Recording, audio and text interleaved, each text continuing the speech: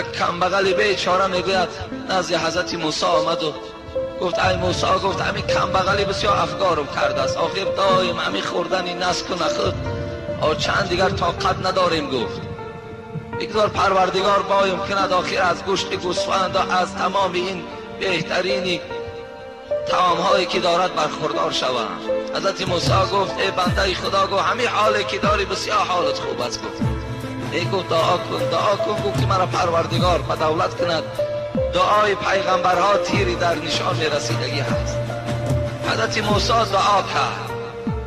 دعا کرد که پروردگارا، گفت همین بنده تا به دولت بگردان.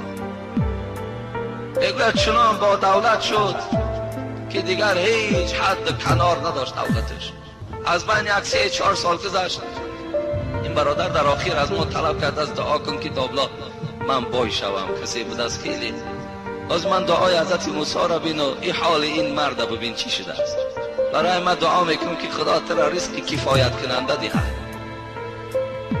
از من 3 سال گذشت. میگوید حضرت موسی با یک قشلاقی گذر میکند که مردم زیاد جمع شدن. گفتن اینجا چی معرکه هست؟ و یک آدم گفت در دار میکشند. در دار میکشند؟ بله. کی است این آدم؟ این آدم یک آدم بیچاره گدا بود.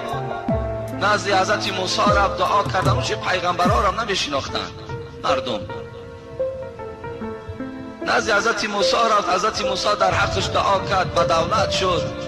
بعد که دولت و سهولت زیاد پیدا کرد، در حال دستی به زنا زد. عرق نوشی کرد و زنا کرد. در بالای زناش دستگیریش کردن. امروز حکمی به دارش دادن. آی بایی هر کس هم نمی پروره. خداوند میداند که کی را بای کند، کی را کم بغل کند. همه جسم ما را میداند که تا چه اندازه ما تاباوریم. آیا همین جسم ما تاباوری بایی دارد یا ندارد؟ و الله میداند اینه. بعدا حضرت موسی بسیار غمگین شد. نگاه کرد که این مرد را که دعا داده بود برداشتن و در گردنش بنده و در دار کشیدنش. غمگین شد.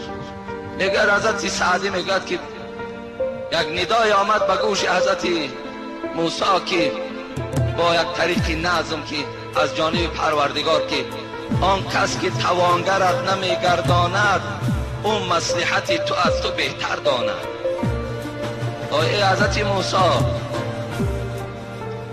پروردگار از تو در دیده بهتر میداند که کی را بای کند، کی را کم بغل سازد. الله اینا نقصر میداند. گویم تو دعا کرده و امروز انا بنده خدا را بین در کدام حالت آمد. و برای پروردگار مشورت چی و مصلحت چی لازم نیست. الله خودش میداند چی کار کند.